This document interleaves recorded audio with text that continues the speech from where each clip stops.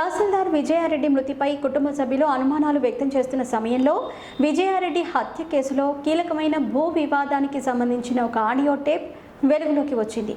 ఆ ఆడియో టేప్లో కొందరు రాజకీయ నేతల పేర్లు ప్రస్తావనకు వచ్చాయి. సోషల్ మీడియాలో ఈ ఆడియో టేప్ వైరల్ అవుతోంది. గౌరలి గ్రామానికి చెందిన ఒక రైతుకు అమర్పేటకి చెందిన ఒక నేతకు మధ్య సంభాషణ జరిగింది.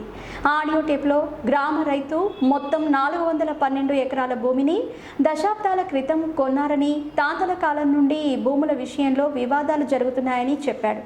ఏ ప్రభుత్వం అధికారంలోకి వస్తే ఆ ప్రభుత్వం ఈ భూములు ఆ ప్రభుత్వానికి చెందిన వారివి అనే విధంగా ఫేక్ డాక్యుమెంట్లను సృష్టిస్తున్నారని ఆ రైతు నేతతో ఆడియో టేప్లో చెప్పాడు. రైతుల దగ్గర పాత పాస్బుక్లు ఉన్నాయని, కౌలుదారుల దగ్గర కూడా పాస్బుక్లు ఉన్నాయని, అప్పటి నుంచి వివాదాలు జరుగుతూనే ఉన్నాయని రైతు ఆడియో టేప్లో చెప్పాడు.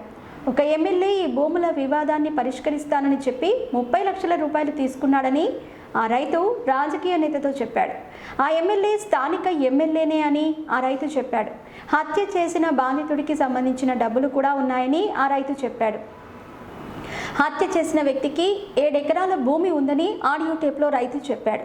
ఈ ఆడియో టేప్లో మంచిరెడ్డి కిషన్ రెడ్డి పేరు ఉండటంతో ఎమ్మెల్యే ఈ ఘటనపై స్పందించారు.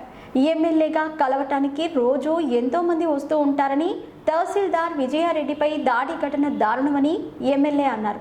11 సంవత్సరాల నుండి శాసనసభ్యుడిగా ఉన్నానని, ఎక్కడా ఎలాంటి ఆరోపణలు రాలేదని, విచారణలో నిజాలు తెలుస్తాయని అన్నారు. ఆర్టీసీ జేఏసీ నేత అశ్వత్థామరెడ్డి విజయారెడ్డి మృతి గురించి మాట్లాడుతూ రెవెన్యూ ఉద్యోగులను ప్రభుత్వం విలన్లుగా చూపించిందని అన్నారు.